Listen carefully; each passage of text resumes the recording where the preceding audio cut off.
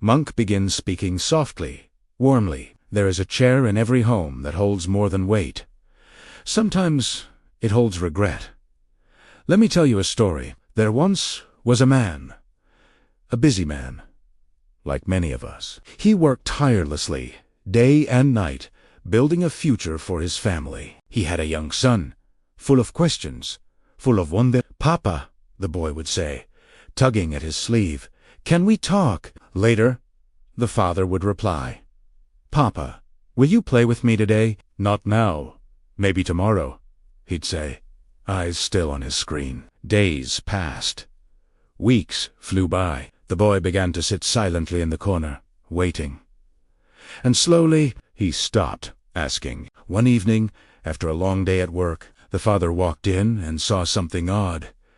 The boy had placed a chair at the dining table, across from where he always sat. But this time it had a sign on it. The sign read, "This is where I wait for you." The father froze, not because of the sign, but because the chair was empty. His son was no longer home. He had gone to stay with his grandparents for the summer, a decision his mother quietly made. The house felt colder than it ever had. That chair, once ignored, now screamed with silence. Monk pauses. Soft music fades slightly, allowing the silence to breathe. My dear listener, we chase time as if it is a bank we can save it in. We push love to later, assuming there will always be time. But the truth is, time is not promised. Presence is not permanent. And hearts, especially young ones, are fragile. I have lived in silence for years, and in that silence, I've learned. It is not the big moments we regret missing. It's the small ones we never thought mattered. The 5-minute talks, the playful interruptions. The hand reaching for yours when you're too busy to see it. Those are the moments that shape connection. The chair at the table is not just a place to sit. It's a symbol of attention, of presence, of love. Monk leans forward, voice gentler. More personal, so I ask you. Who's waiting in the chair in your life? A parent you haven't called.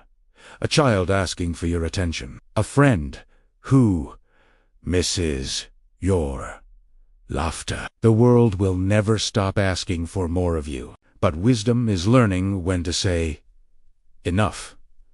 This moment, this person, this time is sacred. Soft music rises again. Slow fade to warm visuals. Candlelight, breeze through trees, quiet family scenes. The father in the story. He learned.